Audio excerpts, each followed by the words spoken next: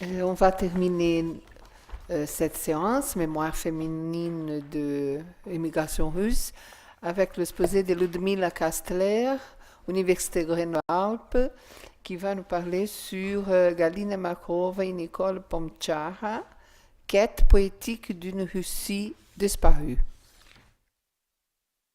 Merci. Bon, donc je vais présenter aujourd'hui deux remarquables descendants de l'immigration russe à Grenoble, Galina Makarov, et qui est, merci, artiste peintre et écrivaine de langue russe, et Nicole de Pomtchara, femme de lettres française d'origine russe. Elles ont marqué toutes les deux la vie artistique et culturelle grenobloise dans les années 1970-1980. Dans mon exposé, je vais parler avant tout de leur vision et représentation poétique et artistique de la Russie, que Galina et Nicole n'ont pas connu dans leur enfance, car elles sont nées ailleurs. Galina en Bulgarie, lors de l'exode de ses parents, et Nicole en France, à Lyon, justement. Donc je vais d'abord parler de Galina Makarov. Donc parfois je vais passer du russe en français et vice-versa. Donc ici le texte est en russe que j'ai emprunté au dictionnaire de l'immigration russe édité par Lev Mnouchin. Et donc je vais traduire quelques petites phrases donc sur Galina Makarov. Donc comme j'ai déjà dit, elle est née en Bulgarie en 1922 et donc elle est décédée à Paris en 2003. En fait, ils sont venus, bon, la famille donc Klimov, parce qu'il est né Klimov, ils sont venus à Grenoble en 1929, où son père, qui était ancien colonel de l'armée de Wrangel, donc a signé un contrat. Donc il y avait une usine Kotrab qui s'appelait Kotrab et où beaucoup d'émigrés russes, les anciens officiers, ils ont travaillé comme les simples ouvriers. Donc après ses études, Galina donc s'est installée à Paris. Donc en fait, c'était une artiste peintre, mais elle a travaillé comme décoratrice dans des magasins de la mode. Et en 1959, elle s'est mariée avec Cyril Makarov, qui était aussi d'origine russe. Et donc là, sa vie a complètement changé parce que Kirill Vassilievich Makarov, donc il a fait ses études à Paris, Sciences Po, donc il est devenu diplomate. Et donc Galina est partie avec lui d'abord en Russie. Ils ont travaillé. Cyril a travaillé en tant que conseiller à l'ambassade de France à Moscou. Et donc après, ils ont vécu en Tunisie, en Grèce, enfin dans plusieurs pays. Et Galina donc faisait de la peinture. Elle préférait le genre d'aquarelle avant tout. Et donc en 1970, Galina, donc ils ont vécu de nouveau à Grenoble pendant quelques années. Galina a peint 16 fresques dans l'église, dans la petite église de son enfance à Grenoble. Et d'ailleurs, grâce à ces fresques, maintenant, ce bâtiment, ce n'est pas une église comme à Grenoble, c'est un petit bâtiment, donc c'est un sous-sol. Et donc, grâce à ces fresques de Galina Makarova, ce bâtiment qui devrait être détruit, donc il a reçu quand même maintenant le label du patrimoine culturel. Et là, on a déposé une demande de le classer comme monument historique. Voilà. Et donc, elle a écrit 3 livres des mémoires en russe. Et donc, après sa mort, bon, on ne savait pas, même la famille, je ne sais pas, la famille peut-être savait, mais même ses amis, comme Nicole de Porchara, ne savaient pas qu'elle avait écrit des vers, des poèmes en français. Bon, elle a écrit des poèmes en russe qui ont été aussi publiés seulement après sa mort. Et donc, il y a un grand poème sans titre d'ailleurs, qui a été en français, que son mari, Cyril Makrov, a publié après le décès de son épouse. Et donc un album qui s'appelle Galina. Je vais vous montrer maintenant voilà, les publications de Galina Makrov. Donc essentiellement, qu'on voyait, c'est en russe. Ce qui est intéressant aussi, donc, quand elle a vécu à Moscou, 2 fois pendant plusieurs années, enfin 4, au total 10 ans à peu près à Moscou. Donc elle est devenue amie avec plusieurs artistes peintres russes, enfin à l'époque soviétique, non conformistes. Et donc elle a écrit un livre qui s'appelle Запретные краски эпохи, les couleurs interdites de l'époque. C'est le seul livre que j'ai pas pu trouver parce que tous ces livres, c'est impossible à trouver. Donc, ils sont édités en Russie par ses amis. Et par exemple, Запретные краски эпохи, j'ai pas pu trouver sur Internet, même sur Internet. Voilà. Et l'album en bas, vous voyez Galina. Donc, d'ailleurs, elle a signé ses tableaux. Enfin, elle a signé comme Galina. Et donc Cyril Makrov a publié, c'est un grand, je voulais l'apporter mais il est trop grand, avec ses aquarelles et ce poème en français qui était complètement méconnu. Il n'a jamais parlé de ce poème à ses amis. Donc voilà, j'ai trouvé une photo vraiment rare, enfin intéressante. Il n'y a pas beaucoup d'informations sur Galina, sauf dans ce dictionnaire de Lev Mnuchin. Donc Galina, c'est pas au centre, c'est, comment vous dire, je ne sais pas comment montrer. Vous voyez, il y a quelqu'un au centre et à droite, à sa droite, donc il y a Galina. C'était une femme à la fois très courageuse, très énergique et elle est aussi en même temps discrète. Voilà. Et donc, c'est intéressant, enfin, cette exposition organisée par le consulat français à Leningrad en 1977 et que j'ai trouvé le descriptif de cette exposition par la personne qui a organisé cette exposition.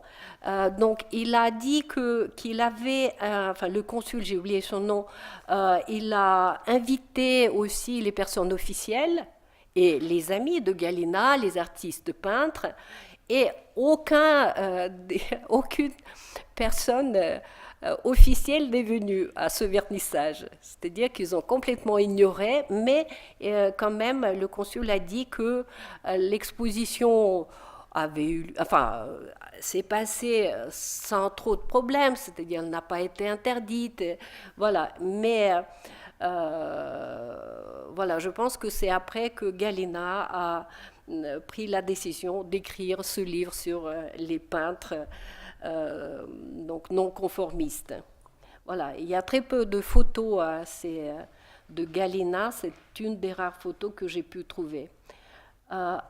Donc, ce qui m'intéresse, je me suis intéressée particulièrement à la poésie de Galina, donc Makrov, voilà. Et j'ai trouvé ce poème dans le dernier livre de Galina qui a été aussi publié après sa mort. Voilà, ce qui m'a semblé intéressant dans ce poème, justement, voilà, si on utilise le terme de François Rastier, donc l'isotopie sémantique, c'est vraiment c'est la mémoire. Памятник Лермонтову, памятник Рублеву, памятник, память, вечная память. Voilà, le mot-clé, c'est la mémoire. Et d'ailleurs, justement, je pense que pourquoi elle écrit 3 livres de mémoire, c'est parce qu'elle était vraiment soucieuse de transmettre aux autres générations, à ses enfants, donc cette mémoire de l'immigration russe.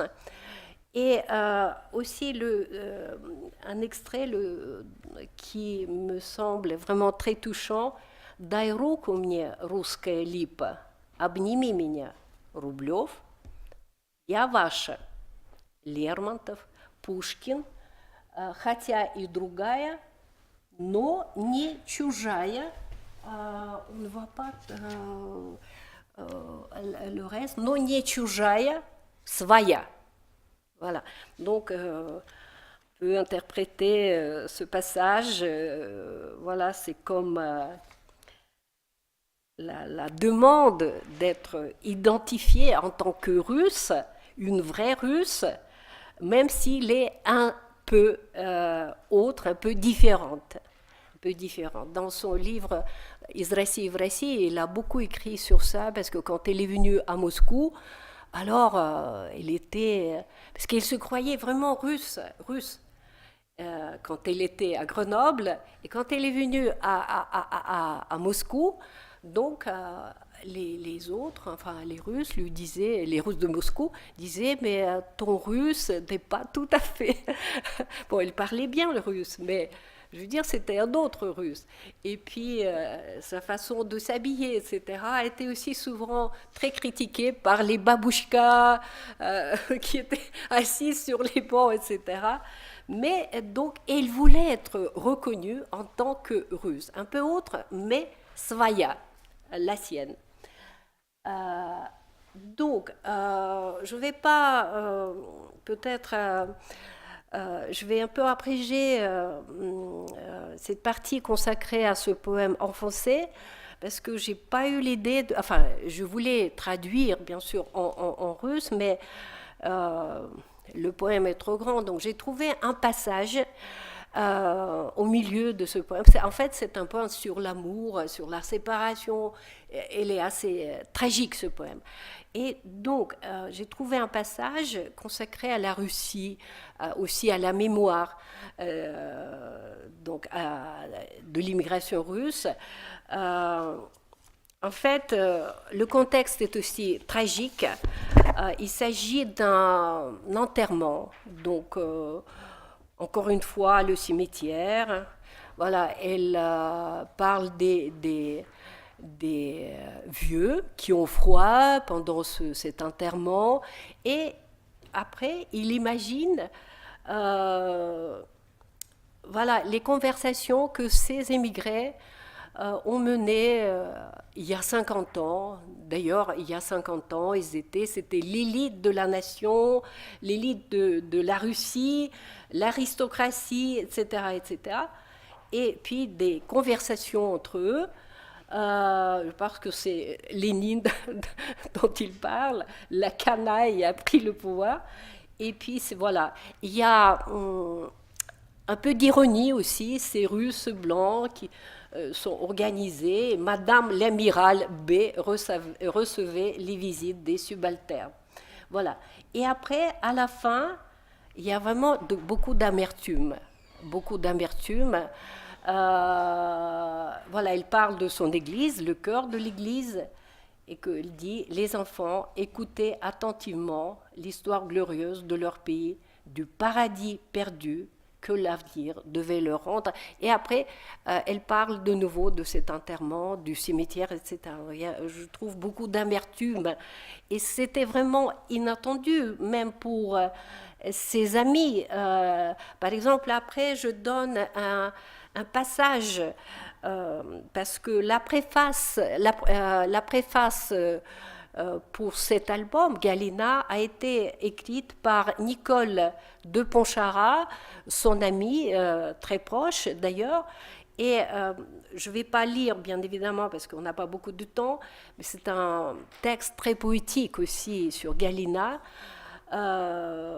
Et là, elle écrit que même nous, les amis les plus proches, nous avons complètement ignoré cette partie de la vie intérieure de Galina. Elle ne savait pas qu'elle écrivait des poèmes en français. Voilà. Donc je voulais faire un pont par ce texte, un petit pont entre Galina et Nicole.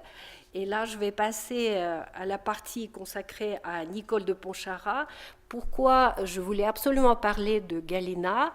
Parce que Nicole de Pontcharrat, donc avec qui j'ai fait connaissance il n'y a pas très longtemps d'ailleurs, parce que quand je suis venue à Grenoble, elle était déjà partie. Elle a pris sa retraite et elle s'est installée ailleurs, à côté de Montélimar. Et donc là, j'ai fait connaissance avec elle et on se voit souvent.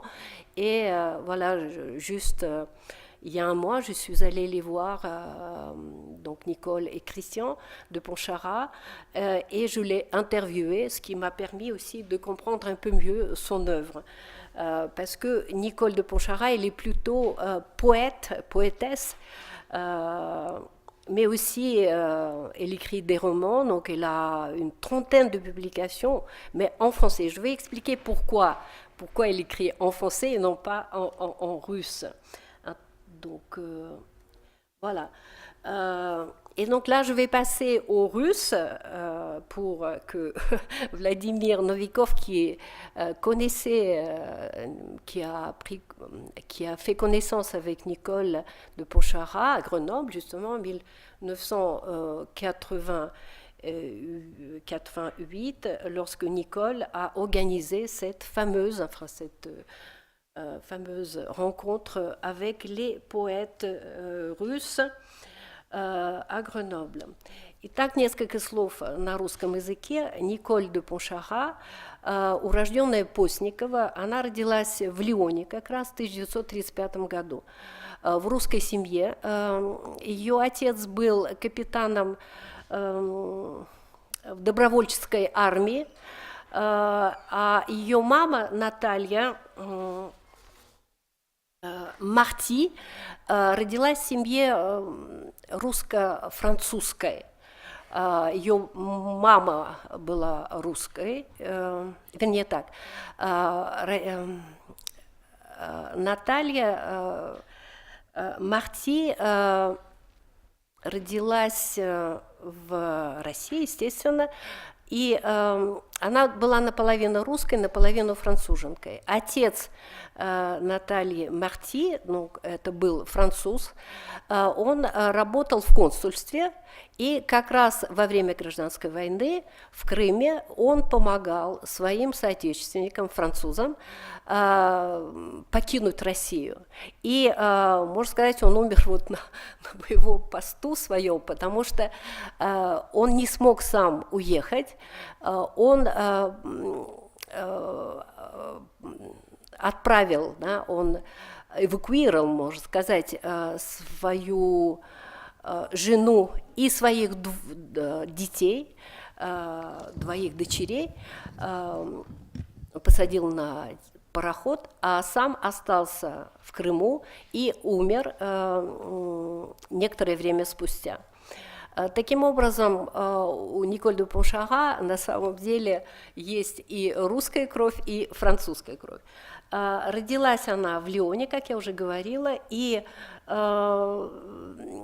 это была, она очень хорошо описала всю информацию, я взяла из автобиографической книги Николь де Поншарра «Une enfance sirocco», которая не переведена на русский язык, и, может быть, у меня хватит храбрости перевести эту книгу на русский язык и найти издателя в России, потому что это очень интересное свидетельство о жизни и русской миграции, и какой-то какую-то часть своего детства и отрочества она провела в Марокко. Почему так получилось? В годы войны, во время освобождения Лиона в 1944 году, ее мама случайной пулей, ну, знаете как, они уже прятались, были налеты, они побежали прятаться в подвал, и здесь ее настигла немецкая пуля, и она была убита. Это в 1944 году. Это была трагедия, конечно, для Николь и для ее сестры. Надо сказать, что важную роль в жизни Николь и в ее мировоззрении сыграла ее бабушка. Вот эта роль бабушек очень важная, да, вот, в жизни детей русской миграции. Именно бабушка передала вот эту всю любовь к России, как она называла ее, баба, до сих пор она называет баба, бабушка. И отец Николь в это время был, как это называется, СТО, сервис du travail obligatoire, и он был в другом месте совершенно, и потом, конечно, уже после освобождения Лиона вернулся, и в это время также приехала сестра Натальи, Евгения, которая жила в Марокко. Это очень интересный тоже феномен русской миграции, что некоторые из эмигрантов жили не только во Франции, хотя бы во Франции миграция, но и в других странах. Например, в Тунисе, как Кирилл Махров, или в Марокко. Некоторая часть русских жила в Марокко. И вот эта тетя Евгения увезла Николь, ее сестру, в Марокко. И 10 лет Николь провела в Марокко. И здесь произошел, можно сказать, такой драматическое событие в ее жизни. Она говорила, что после смерти мамы все казалось ужасным, и Марокко ее утешило. Но Евгения, тетя Евгения, так ненавидела большевиков, потому что когда они уезжали, когда они были в Крыму, там было очень много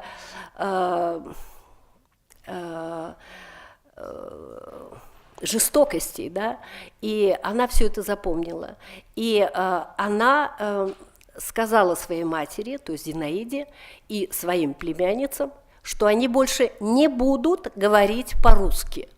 Потому что в семье Постниковых они говорили на русском языке, но и тоже на французском.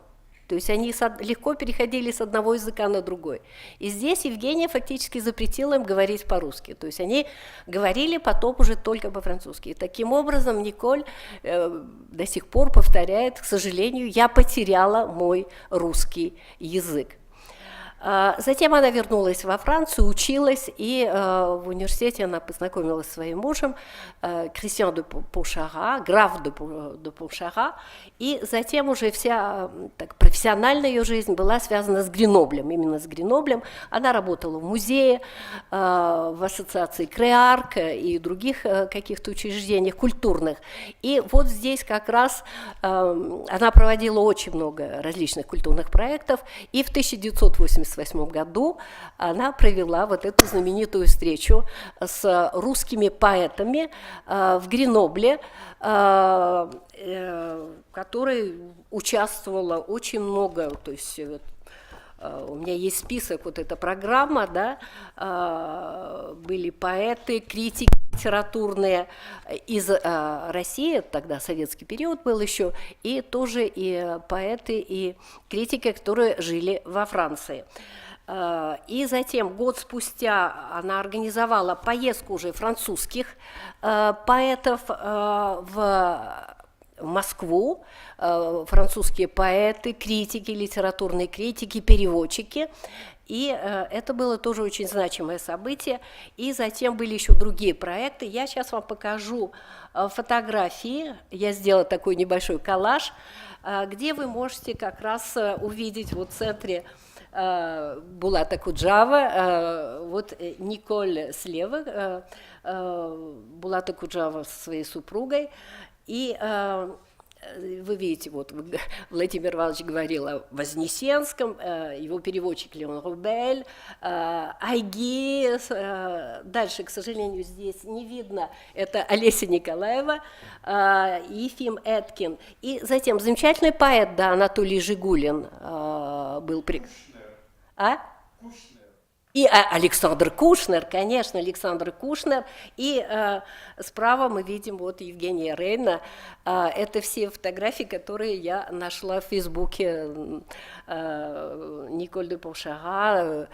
Были другие еще, конечно, фотографии, но до сих пор она вспоминает об этом с каким-то невероятным энтузиазмом. И, конечно, они просто были влюблены в Окуджаву. Просто вот Окуджава для них это выдающийся поэт, русский поэт, с чем я, конечно, совершенно согласна. И вот здесь она как раз мне рассказала, что Жак Ланг прислал самолет, и всех на самолете вывезли в Париж, потому что он не мог допустить, что вот 30 русских поэтов, да, которые приехали в Гренобль, да, не увидят Парижа, и это было тоже очень интересно. Так, дальше. Значит, несколько буквально слов, у нас не так много времени. Итак, Николь де Поншарра, она потеряла свой русский язык, и она писала, она прежде всего поэтесса. Она писала стихи по-французски. Вот эта небольшая поэма «Le bleu vient de l'Est», это, может быть, единственная поэма, которая была переведена на русский язык. Перевод – это вот такая была публикация, небольшая, совместно вот, французско-русская публикация. Вот видите, написано «Россия». Вот. И перевод этой небольшой поэмы «Le bleu vient de l'Est» осуществил Евгений Бунимович. Я сделала фотографию, но, наверное, очень плохо видно, и буквально я зачитаю маленький отрывок из перевода. Здесь в этой поэме очень много, как бы мы сказали сейчас,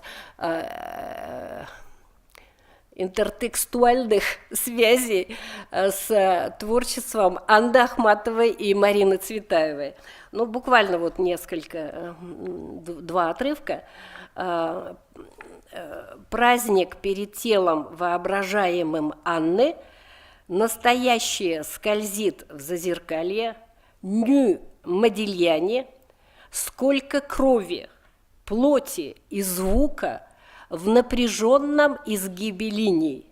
Довольно и этого, чтобы осталась частица души». Ну, видите, такой верлибр. И тоже есть маленький отрывочек, посвященный Марине Цветаевой. «Я думаю о язычнице, полной света и счастья, как о ней написал Эренбург. В петле Марина над другой рекой, над Москвой рекой». И здесь есть несколько отрывков, которые я взяла, проанализировала, проштудировала буквально полтора дня, гораздо больше. Значит, этот роман, автобиографический роман Николь де Поншарра, и здесь я подчеркнула, я подчеркнула, но почему-то не подчеркнуто в тексте, основные тоже ключевые какие-то моменты, связанные с ее восприятием России, да, с восприятием России, потому что она мне сказала, что я все время, вот с детства, ищу свои русские корни. И для нее это так было важно, съездить в Россию. И именно Галина Махрова, да, и Кирилл Махров пригласили ее в Москву. И она побывала там в 1978 году, и это ей позволило ей увидеть родственников, которые потом имели очень большие неприятности после ее визита, ну и обнаружить вот ту Россию, о которой она мечтала. Но она написала, вот видите, здесь есть такая фраза «La Russie de Zina», Зина – это ее бабушка, «n'existe plus». То есть она обнаружила, что Россия ее бабушки, она больше не существует. Но она искала вот эти знаки, да, как она пишет, «Je dois patiemment collecter les signes», вот эти знаки, которые посылала Россия. И в конце концов она нашла свою Россию, но свою Россию. Да? Здесь есть две фотографии. Вверху это ее мама Наталья в Крыму, в Феодосии. Это еще до революции. Да? И она искала ту Россию, да? Россию ее мамы, Россию ее бабушки, но она нашла совершенно другую Россию, которая тоже стала в какой-то степени ее Россией, потому что затем уже после распада Советского Союза она ездила довольно-таки часто в Россию. И здесь внизу вот очень интересная фотография.